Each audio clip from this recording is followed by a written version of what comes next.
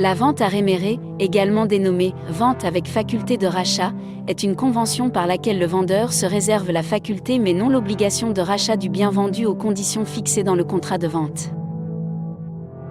Article 1659 du Code civil, la faculté de rachat ou de réméré est un pacte par lequel le vendeur se réserve de reprendre la chose vendue, moyennant la restitution du prix principal et le remboursement des frais stipulés dans l'article 1673. Article 1673. Le vendeur qui use du pacte de rachat doit rembourser le prêt principal, mais encore les frais et coûts de la vente, les réparations nécessaires, et celles qui ont augmenté la valeur du fonds, jusqu'à concurrence de cette augmentation.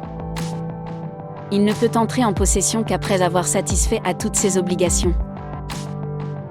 Ce type de vente est généralement utilisé dans la pratique des affaires pour garantir une opération de crédit au profit d'un créancier qui se porte acquéreur d'un bien meuble ou immeuble appartenant à son débiteur. Une fois la dette remboursée, le vendeur résout la vente et retrouve ainsi la propriété de son bien.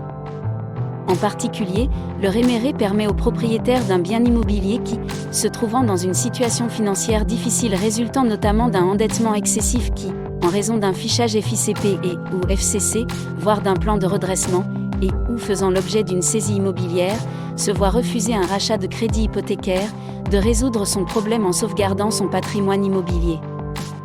La procédure de réméré immobilier comporte 3 phases successives. Première phase.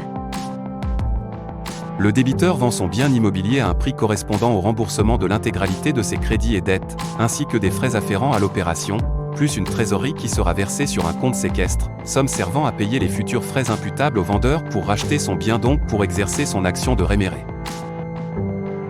Le notaire est chargé des remboursements auprès des divers créanciers. Les mainlevés sont obtenus ainsi que les radiations des fichiers.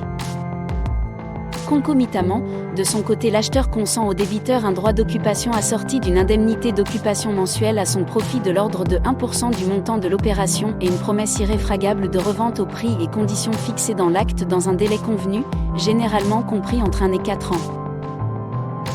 Deuxième phase. Le débiteur continue à occuper le bien en bon père de famille, et en payant ponctuellement à l'acheteur l'indemnité mensuelle correspondante à cette occupation, ainsi que, s'il y a lieu, les charges de copropriété. Il s'acquitte de ses charges de vie habituelles et de ses impôts et ne crée pas de dettes nouvelles, justifiant ainsi d'une gestion budgétaire irréprochable. Troisième phase. Une fois que, par l'excellence de son comportement durant le délai minimum prévu pour la revente, le débiteur se trouve en situation d'obtenir un crédit hypothécaire, le bien lui est revendu.